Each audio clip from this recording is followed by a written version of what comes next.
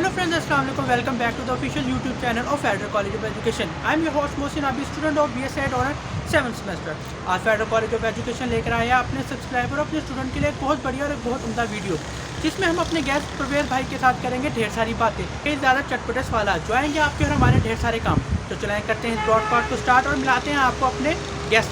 और हाँ, कोरोना का खतरा अभी टला नहीं, मास्क का इस्तेमाल करें और सैनिटाइज़र को यूज़ करें, खुद की हिफाजत करें ताकि आप अपनों की हिफाजत कर सकें। शुक्रिया। सेमेस्टर मेजर सब्जेक्ट फिजिक्स है और आज की जो सर ये जो छोटी सी मीटिंग है इसका जो वो होस्ट सर वो मैं करूँगा सर, थोड़ी सी बताओ। Okay, you are doing this for your YouTube channel. Yes sir, basically sir ये यूट्यूब चैनल के लिए भी और हमारी ग्रूमिंग के लिए भी है। सर जब मैंने आपकी सीवी देखी, मैम सर मुझे सीवी सेंड की सर 9 पेजेस की। सर आई शॉक, पहली बार ये थी कि सर 9 पेजेस की सीवी देखी है सर। तो मैंने अपने एक्सपीरियंस में 21 या 22 साल की उम्र में पहली बार किसी की इतनी छोटी सी उम्र है तुम्हारी सर, मैं उसमें भी मैंने लोग तो पूरे थीसिस लिख लेते हैं अपने सीवी पर, वो कोई बड़ी बात नहीं है। यस सर, आप मैंने काफ़ी देखी हैं वीडियोस वगैरह देखी हैं आप, मतलब काफ़ी ज़्यादा हमारे लिए ये जो है ना फायदेमंद साबित हो सकते हैं। सबसे पहले मेरा पर्सनल क्वेश्चन था वो आपसे ये था कि आप भूत भाई कैसे बन गए? हाँ, तो मतलब अपनी पर्सनल लाइफ में आपको एक नाम मिलता है तो दूसरा नाम मिलता है ना, तो वो मेरे नज़दीक तो अचीवमेंट है। असल नाम से देखिए, नाम तो मुझे अपने वालिद से मिला। वालिद को कहाँ से मिला वो के वालिद से मिला। परवेज उनका नाम था, अमीर अली भूत भाई, तो मेरा नाम है परवेज अमीर अली भूत भाई।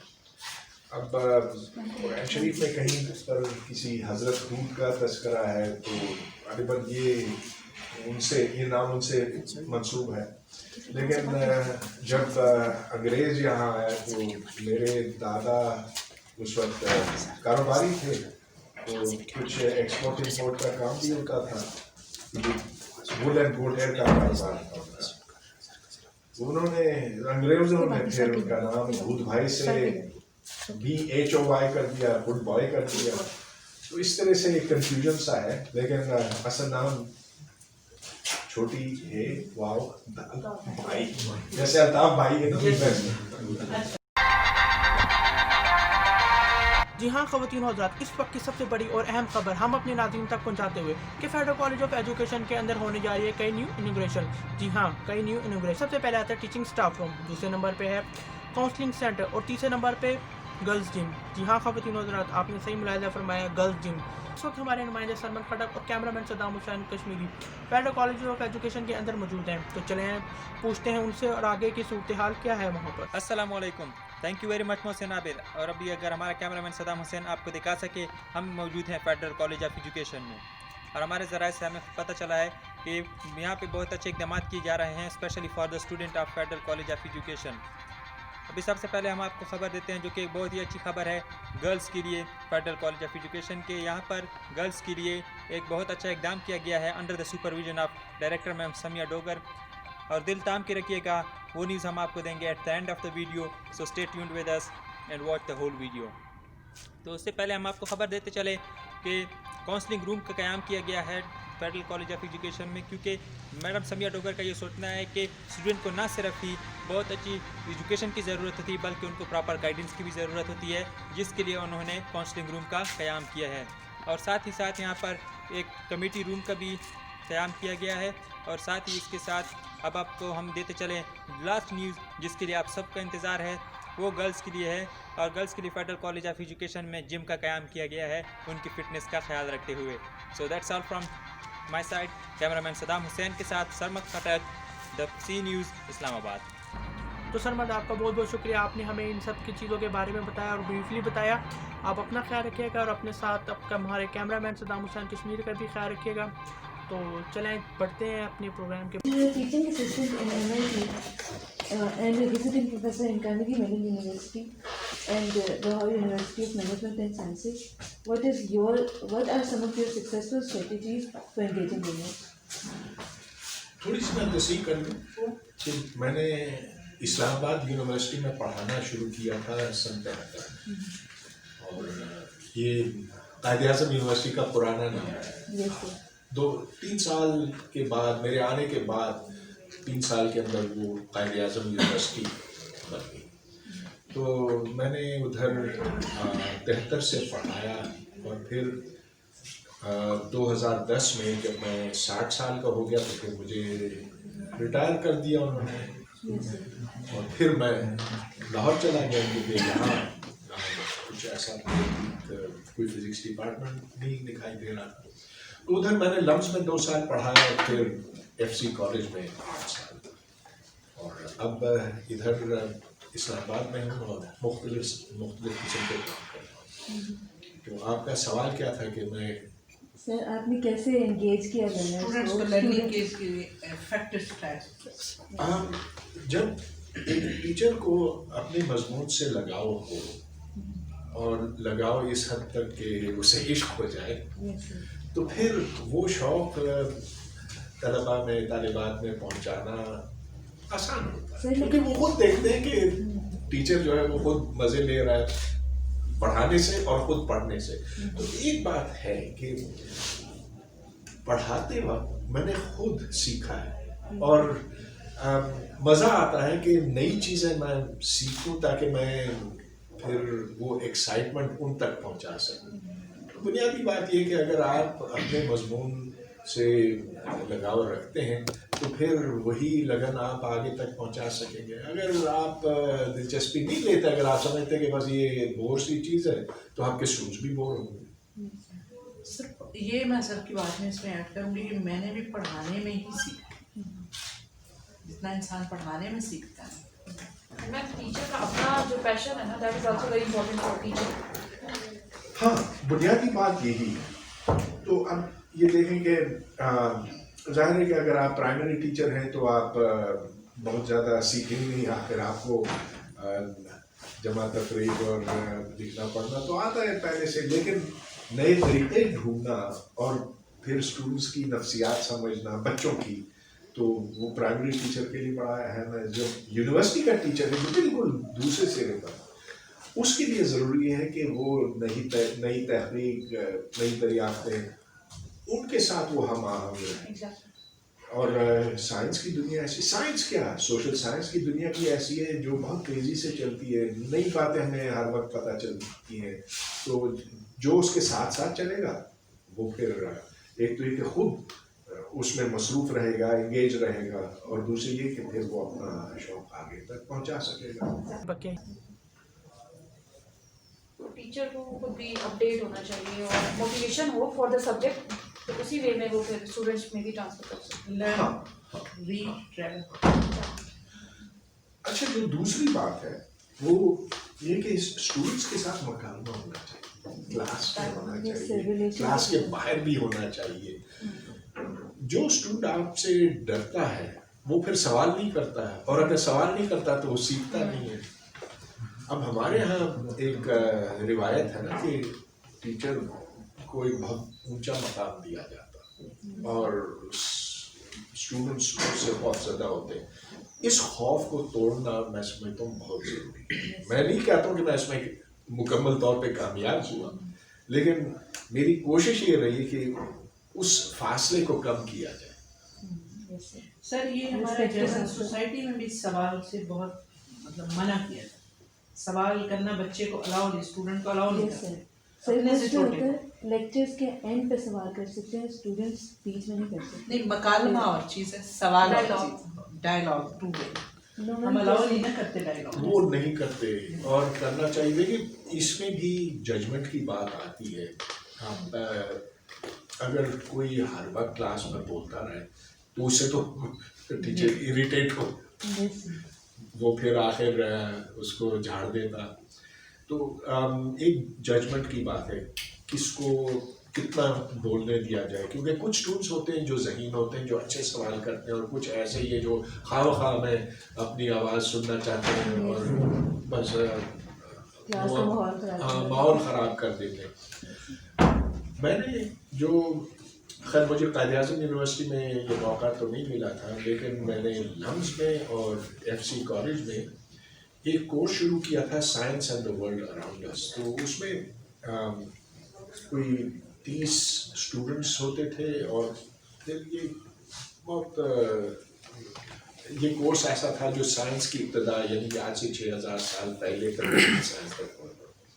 अच्छा, इसमें ग्रेडिंग का ये था कि मैंने, क्योंकि स्टूडेंट्स बोलते नहीं हैं, तो मैंने 30% 30% मार्क्स मैंने रखे थे स्टूडेंट पार्टिसिपेशन के। और इसमें फिर, और मैंने ये इसलिए रखा कि स्टूडेंट्स फिर मजबूर हो जाएं बोलने पर। पर्सन से बाहर यही है क्लासरूम पार्टिसिपेशन के नंबर। एग्जैक्टली। तो जो ही एक स्टूडेंट कुछ भी बोलता है, अगर वो हाँ या ना भी कहे, तो मेरा टीचिंग असिस्टेंट था जिसको मैंने बिठाया था वहाँ पे, वो ये नोट कर देता, एक नंबर उसको दिया। और फिर उस हफ्ते के आखिर में ये देखा जाता है कि उसके कितने नंबर बनते हैं। तो टोटल 30%। अब कुछ है जो बहुत ज़्यादा बोल लेते थे तो उनका कट ऑफ था 30%, लेकिन जो बिल्कुल नहीं बोलता था वो तो फिर मारा जाता था कोर्स में। तो मकसद ये कि स्टूडेंट से बोलवाया जाए। सर, आपने अपनी ना इस कन्वर्सेशन से पहले एक लाइन बोली कि टीचर को ना दिल लगा के पढ़ाना चाहिए। सर, बीइंग ऑनेस्ट, आपने कहीं दिल लगाया? हाँ, और दिल ऐसा लगा है कि दिल उससे हटता नहीं। तो अगला जन्म तो हमारा नहीं होता ना। होता तो मैं अगले जन्म में जाकर फिजिक्स, थियोरेटिकल फिजिक्स और प्योर मैथमेटिक्स पढ़ता। क्योंकि इसमें वाकई बला की ताकत है। और मैं सोचता हूँ कि ये इतनी एब्स्ट्रैक्ट मुजर्रद चीज़ें हैं, लेकिन इनमें ये खुदा जाने कैसे ताकत आई। तो ये तजस्सुस जो मुझ में पहले था वो वक्त के साथ और बढ़ा है। सर, वक्त के साथ बढ़ता है, तजस्सुस कम नहीं होता, जितना जाए आगे और बढ़ता है। सर ये पहला आपका सफ़र मैथ से शुरू हुआ था अपने कैरियर का। आप masters in mathematics and then after physics. ये मैथ से फिजिक्स का सफ़र कैसे हुआ? नहीं, मैंने सफ़र शुरू हुआ इंजीनियरिंग से। तो मैं असल में कराची में स्कूल पढ़ रहा था, 14-15 साल की उम्र थी। तो हर चीज़ को मैं खोल कर देखता था कि उसके अंदर क्या है। तो इस्त्री खोल दी, रेडियो खोल दिया। उस ज़माने में वो वाल के रेडियो होते थे, वो खोल देता।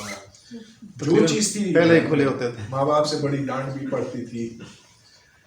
और फिर मुझे एक बड़ा ख़जाना मिला पुरानी चीज़ों का। एक कबाड़ खाना था फ्रेयर रोड पे कराची में। तो ये जो जहाज़ क्रैश हो जाते थे, पुराने हो जाते थे, वो उनसे वो इलेक्ट्रॉनिक का सामान उधर पहुंचाते थे। उसमें मैग्नेट्स होते थे, कॉइल्स होते थे वगैरह। तो उधर जाकर मैं अपनी स्कूल के बाद वक्त उधर गुजारता था। अपनी रिसर्च लैब बना ली वहाँ पर आपने? ख़रीद कर लाना पड़ता है, लेकिन 2-2.5 रुपये का आपको इतना बड़ा मैग्नेट मिल जाता है। तो खैर बात वहाँ से शुरू हुई। तो उससे फिर मुझे मैथमेटिक्स सीखनी पड़ी। वैसे तो मुझे मैथमेटिक्स से कोई लगाव नहीं था, क्योंकि मुझे बहुत ही बोर चीज़ लगती थी। यहाँ तक कि यार इक्वेशन में लिखा है 2x + 4 = 19, मैं ये x मालूम करूँ। मैं क्यों x मालूम करूँ, मेरा क्या जाता है इससे।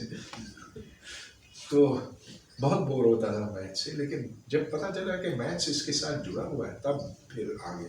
तो जब मैं MIT गया, मैं इलेक्ट्रिकल इंजीनियरिंग के ख्याल से गया, लेकिन फिर आहिस्ता आहिस्ता आँखें खुलती गई। और फिर मैंने मैथमेटिक्स और फिज़िक्स, इन 3 एरियाज़ में मैंने डिग्रीज ली। वापस आया तो फिर मैंने इधर पढ़ाना शुरू किया और फिर बाद में न्यूक्लियर फिजिक्स। मैंने भी सर से करीब मुझे मैथ्स के x क्या है, y क्या है, ये बड़ा इंटरेस्टिंग लगता था कि मैं फाइंड कर रही हूँ। उसमें मैंने फिजिक्स पढ़ ली। फिजिक्स मुझे x y का मीनिंग देता था। मैथ्स में एक प्रोसीजर है ना, हाँ। वो प्रोसीजर डंडे के जोर से सीखना पड़ता है। लेकिन हाँ। क्या है कि why find x, why find y, मेरा क्या जाता है। सर, हम अमूमन देखते हैं जो मैथ है हर साइंस सब्जेक्ट में यूज़ होते हैं, लेकिन मैथ ज़्यादा फिजिक्स को क्यों इफेक्ट करते, बाकी साइंस सब्जेक्ट को इफेक्ट नहीं करते? मैथ्स फिजिक्स यूज़ तो होते सर, मैथ फिजिक्स में बहुत ज़्यादा यूज़ होते हैं। इसलिए कि फिजिक्स एक निस्बतन सादा साइंस है, आसान साइंस है। फिजिक्स में आप वैसे तो हर चीज़ फिजिक्स है। आप देखें केमिस्ट्री, केमिस्ट्री क्या है? एटम्स का जोड़ तोड़ है ना, मॉलिक्यूल्स किस रफ्तार से एक दूसरे के साथ जुड़ते हैं, केमिकल रिएक्शंस हैं। उससे फिर आप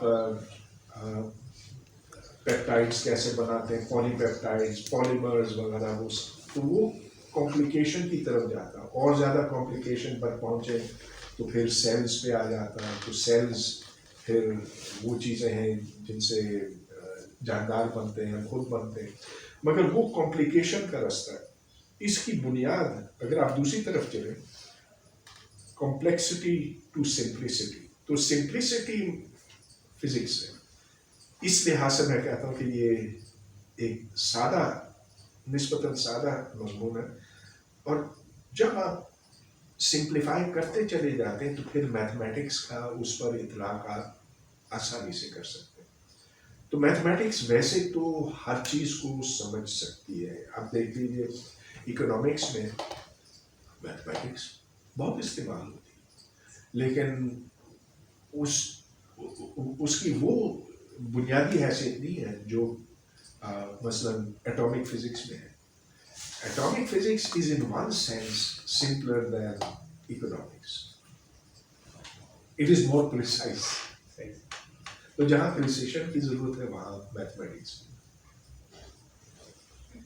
अच्छा सर, मेरा सवाल इस हवाले से है कि आपने माशाल्लाह फ़िज़िक्स में काफ़ी टाइम स्पेंड किया है, और मुझे ऐसा लगता है, जो मेरा एक्सपीरियंस है, कि जो टीचिंग है फ़िज़िक्स की, उसमें हमारे इन्वायरमेंट में थ्योरी को ज़्यादा फोकस किया जाता है, न्यूमरेसी उसके बाद आती है या उसको उसके बाद तवज्जो दी जाती है, और प्रैक्टिकल वो बिल्कुल बॉटम में आगे चला जाता है। मतलब ये तीन चीज़ें मिलके फ़िज़िक्स का कंटेंट जो है वो मुकम्मल करता है। तो इन तीनों में जो है ना वो बैलेंस नज़र नहीं आता है। क्या आप कहेंगे इस पे? बिल्कुल ठीक कह रहे हैं आप कि बैलेंस नहीं है। अब देखें, अगर बैलेंस होता तो सबसे पहले आप बताते कि चार्जेस हैं क्या, बजाय इसके कि आप चलिए एक मिसाल मैं आपको दे रहा हूँ।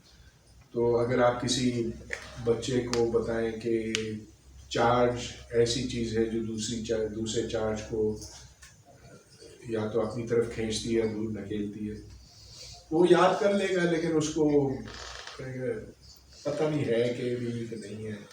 अगर आप उसे कहें कि लो अपने बाल कंघी करो, खुश्क मौसम, बाल क्यों खड़े हो जाते हैं? या अगर आप एक शीशे के ऊपर कोई रफ सी चीज़ मलें, तो आप देखते हैं कि कागज़ का टुकड़ा उसकी तरफ खींचा जाता है।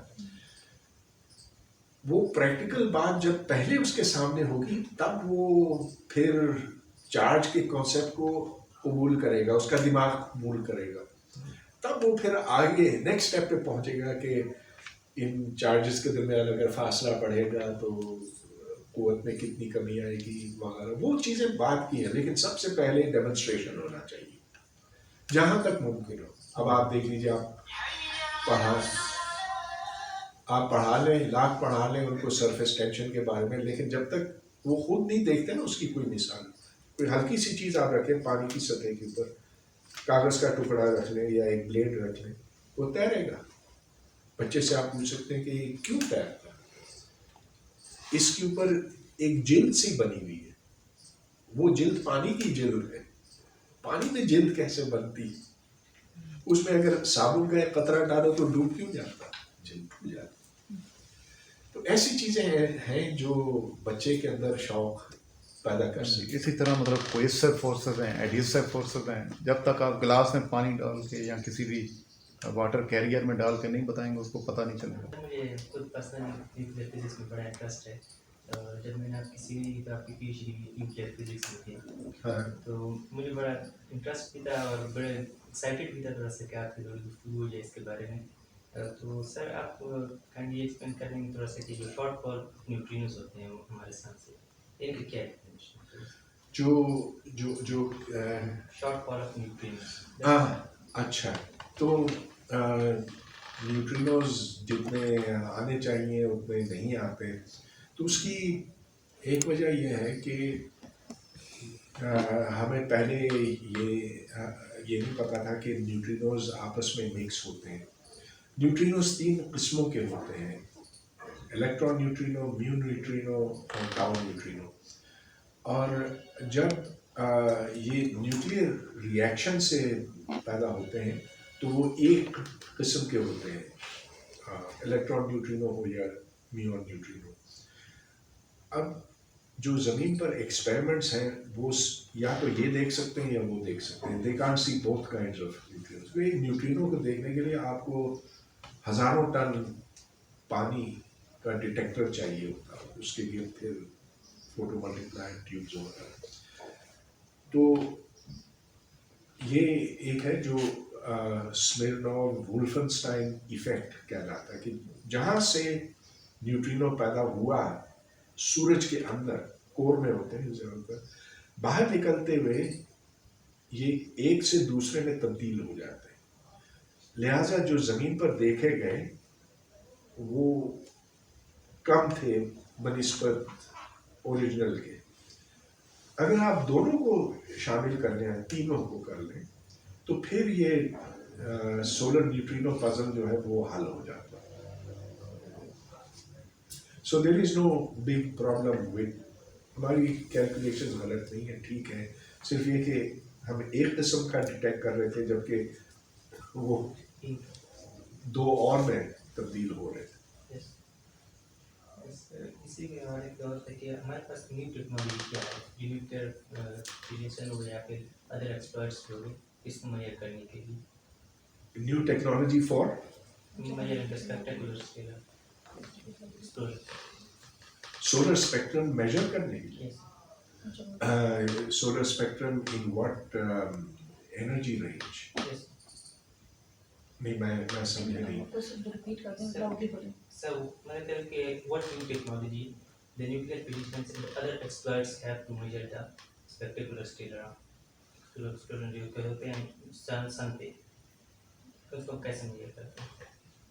सन पे कौन से एक्सप्लोजन होते हैं, उसके हमारे पास ये जो एक्सप्लोजन्स होते हैं, उससे जो हमारे पास ये 3 टाइप्स का मिलता है न्यूट्रिनोस आ रहे होते हैं, तो इनको मेजर करने के लिए कौन सी न्यू नहीं देखें, ये मुसलसल पैदा होते हैं जो आपको एक्सप्लोजन्स दिखाई देते हैं, जिसको सन स्पॉट्स कहते हैं।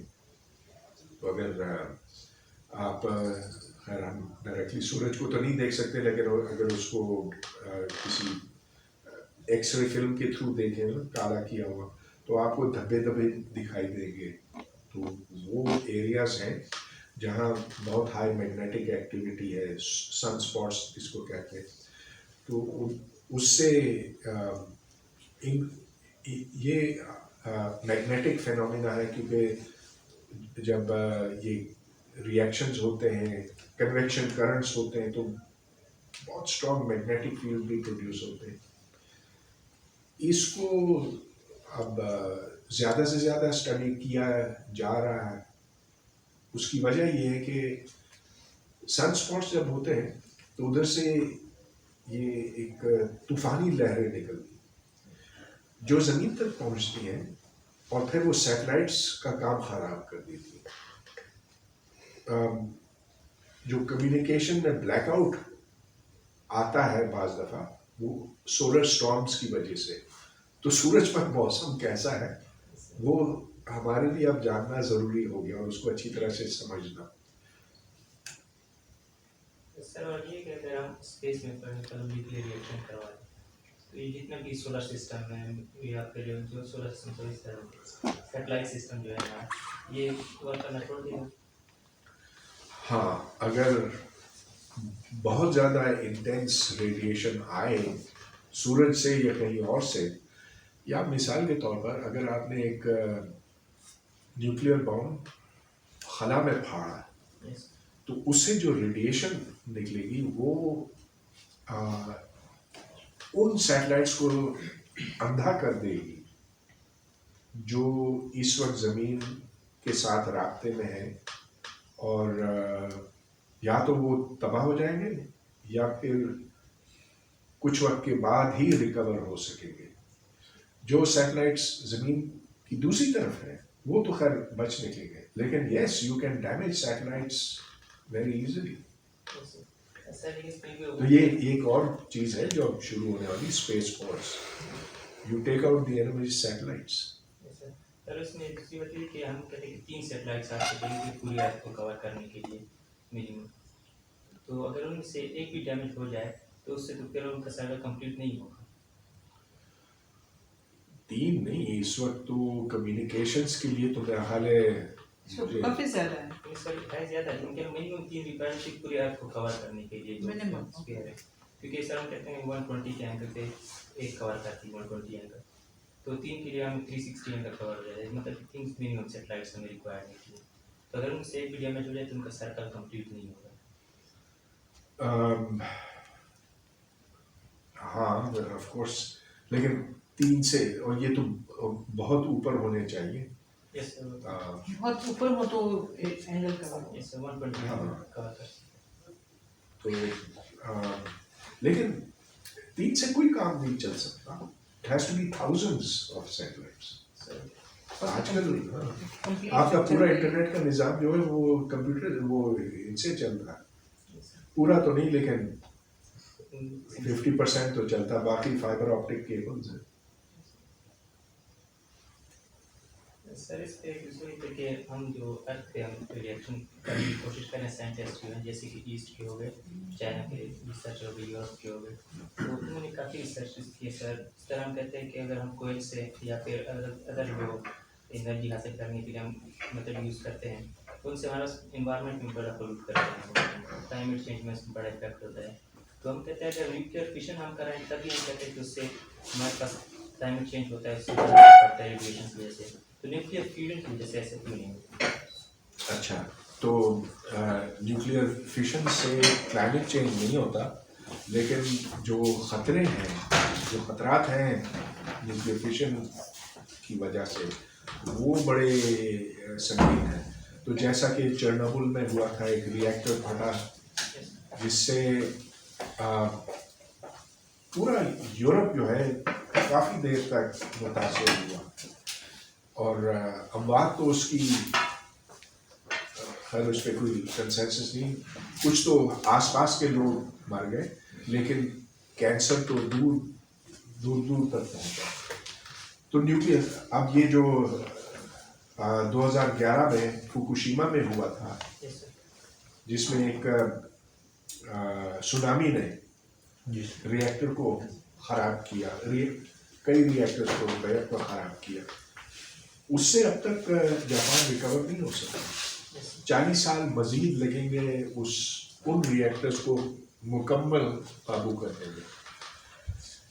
तो देखिए, climate change reactors, nuclear reactors की वजह से नहीं होता, उसमें कमी आती है अगर आप बिजली नहीं इस्तेमाल करें, मगर ये दूसरे ख़तरात जो हैं बहुत सीरियस है। जहाँ तक फ्यूजन का ताल्लुक है, फ्यूजन तो अब तक शुरू नहीं हुआ, लेकिन जब होगा तो वो निस्बतन ज़्यादा महफूज है, और फिर हम ये उम्मीद कर सकते हैं कि न्यूक्लियर फिज़िक्स से, न्यूक्लियर रिएक्टर से वाकई हम बिजली महफूज तरीके से हासिल कर सकेंगे। सर एक इसमें ये था कि जो MCF है, मैग्नेटिक कन्फाइनमेंट फ्यूजन जो है, इसके बारे में आप क्या कहते हैं? अब मैग्नेटिक कन्फाइनमेंट फ्यूजन और दूसरा है लेज़र पैलेट्स से, तो लेज़र कन्फाइनमेंट से, ये दोनों मुख्तलिफ रास्ते हैं और दोनों पे काम हो रहा है इस वक्त। मैग्नेटिक का ये कि आपको बहुत ही इंटेंस मैग्नेटिक फील्ड चाहिए होती है।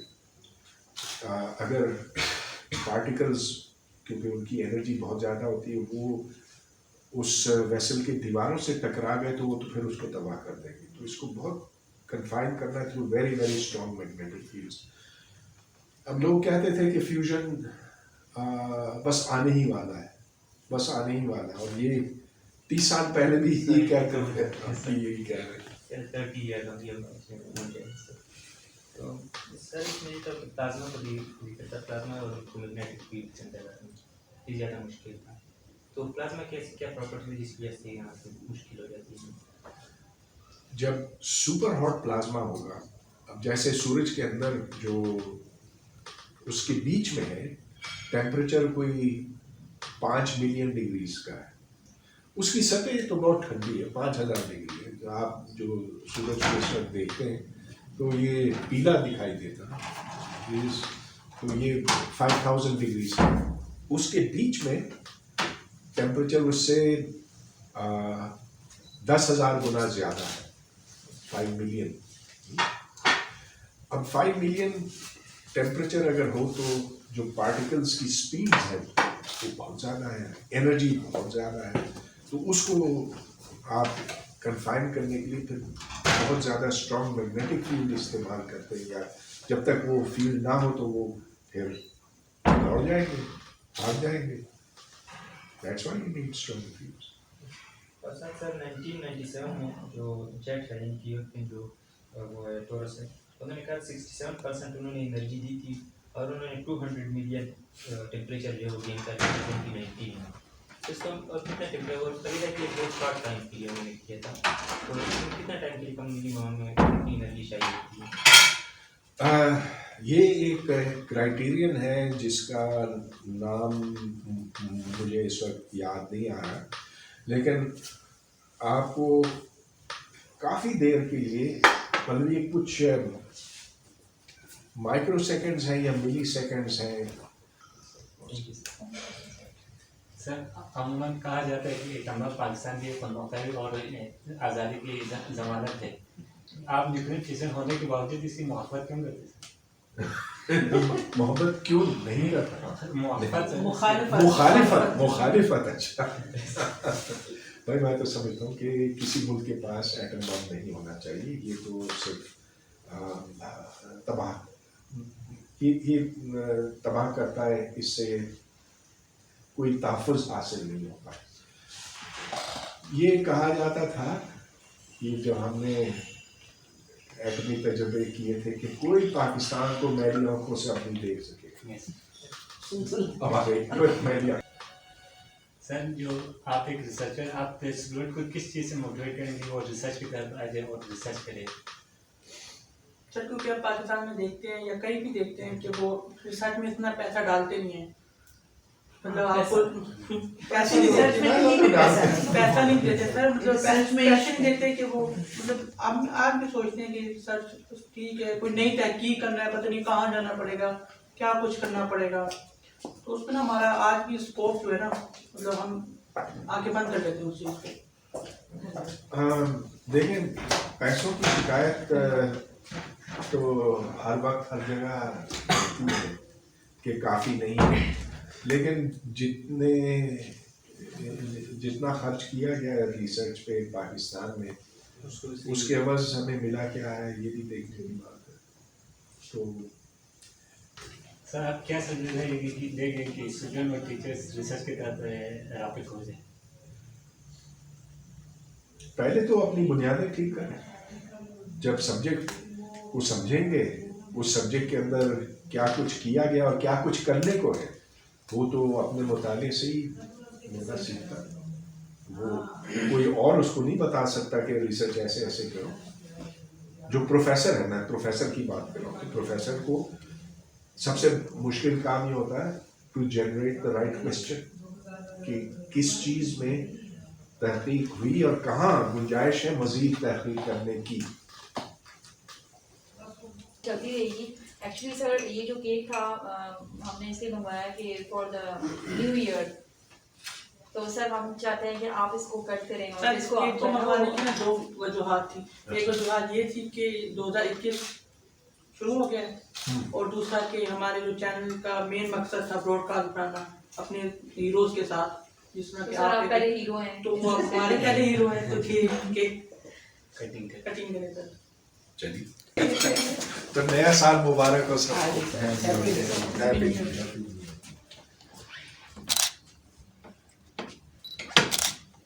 बहुत मकबूल साहब हैं। सर 2020 के मुकाबले में आए। Okay. Cake has been cut. Thank you sir. Thank you.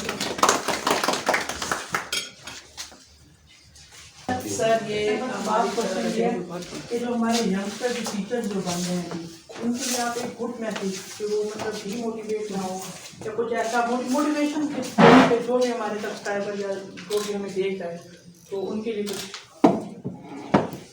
सबसे अहम बात मेरे नज़दीक ये है कि अपना काम ईमानदारी से करो, ईमानदारी से पढ़ो, ईमानदारी से किसी सब्जेक्ट को समझो और शॉर्टकट्स ना ढूंढो, क्योंकि आखिर में नुकसान आपका अपना ही होगा।